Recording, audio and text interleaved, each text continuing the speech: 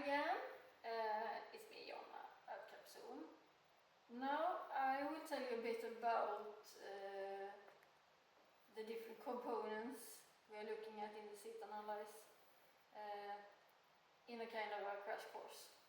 I have done a very amateur drawing, but it's better than nothing. The first point, this is the seat bones, and this is the pubic bone, and here are the triangle that we should have a balance and have in contact with. So seat bone contact is quite a big problem, because many saddles and pads also doesn't give support for the seat bones, and that will leave the rider in huge unbalance. I will do so to show you exercise, and this pad is almost perfect for me, but I will scoot forward a bit, because when I'm scooting forward, the seat becomes narrower for my seat bones. So I will do a rocking exercise. So I will rock from side to side. Actually, I still got okay support. It's not okay, but not so bad as it. I would have liked to show you even better. But if you see, and I can feel in my seat bone that I am on the edge, so I can slide onto the edges. And you're not supposed to do that, because as you see, it gets unbalanced. So now I'm scooting back as far as I can in the pad, where it's getting wider, and well, you do see the difference. So this is how much I can move when I have the correct support for my seat bones. So this is also a way you could test in your pad. This thing is depending on, it could be both seat size and it could be construction of pad or saddle.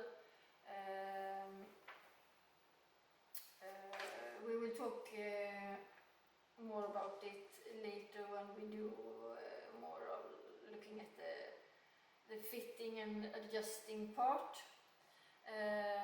So I leave this and go to the seat bone measure.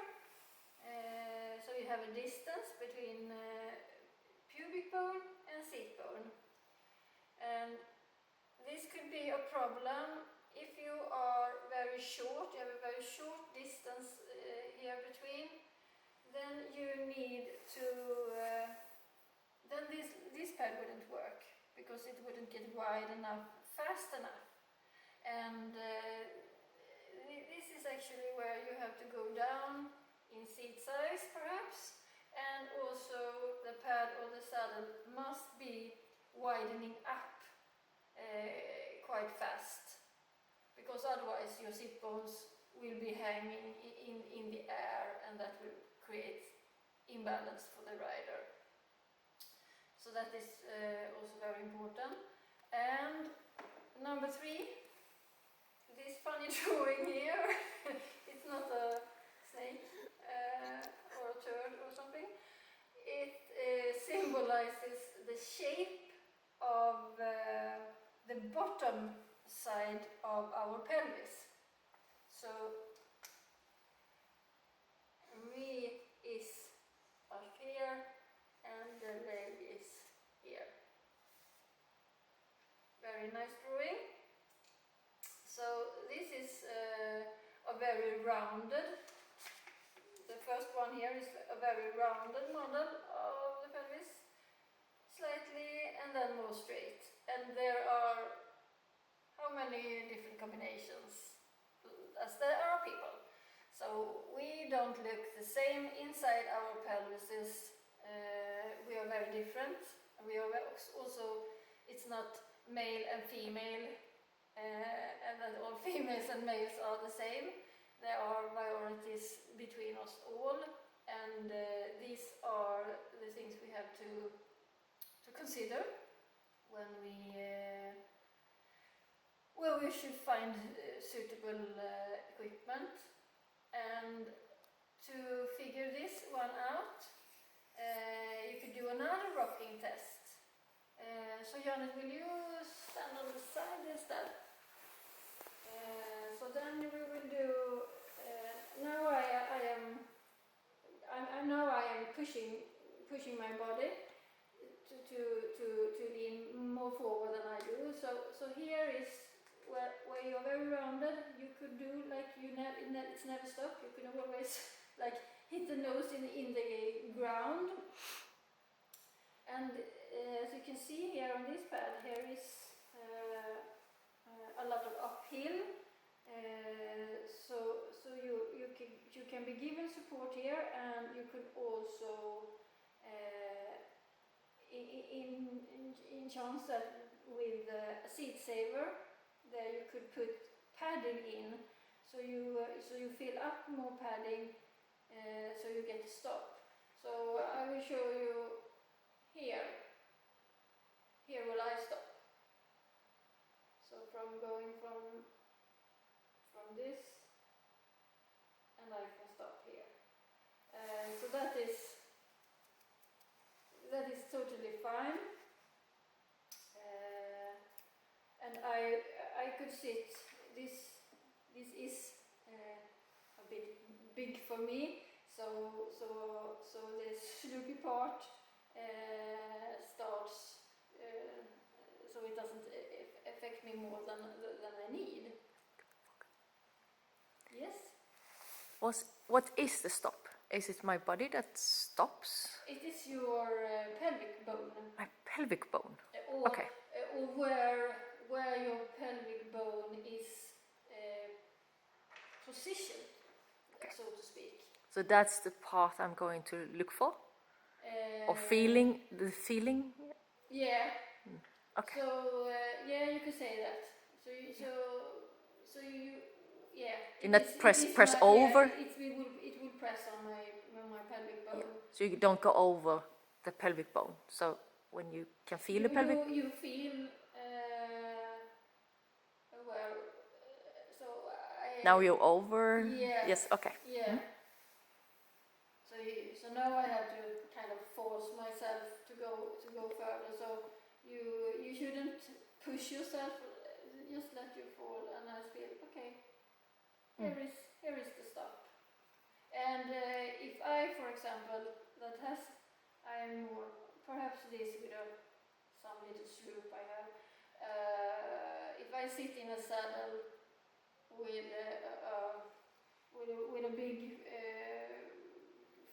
in the front, it will hurt my pubic bone, and I will not be able to ride because it will give me such pain. And then to protect myself, I will have to do this. And there are many reasons why riders end up like this. It could be that it's too much material here, and it could also be too much material here on the saddle, or it could be that the waist is too narrow, so that is giving pain to you, and you have to sit like this, or so there are many different things, but this test is really good to evaluate if you need more support. And in the seat saver you could do some cheap trick to perhaps still be able to use your saddle or to be able to modify your bareback pad to give you the exact support that you need. We look into that when we do the shimming and looking at the pads later. And the fourth point is also very important. how your femur bones are attached to your pelvis. I have done 2 drawings here, and they are like the very narrow and the very wide one. So these are the two opposites, and this is a joint here, and if you see that this joint is sticking out, giving you a lot of space, and this is much more V-shaped. So you could imagine this rider riding a big, very wide, flat-backed horse. It's not possible. It isn't possible at all. And then you need to do stuff with saddle or padding that lifts you up and let you sit much more narrower. And for this rider, perfect for wide horses. Here, a very thin horse riding bareback on, for example, that's not good either. So they're also getting problems, and but all problems can be fixed and solved by choosing the right equipment, the right pad, the right saddle, and then there is the modification part where you could do tons of magic and it won't cost you so much money, and the result will be like mind-blowing and it will change your riding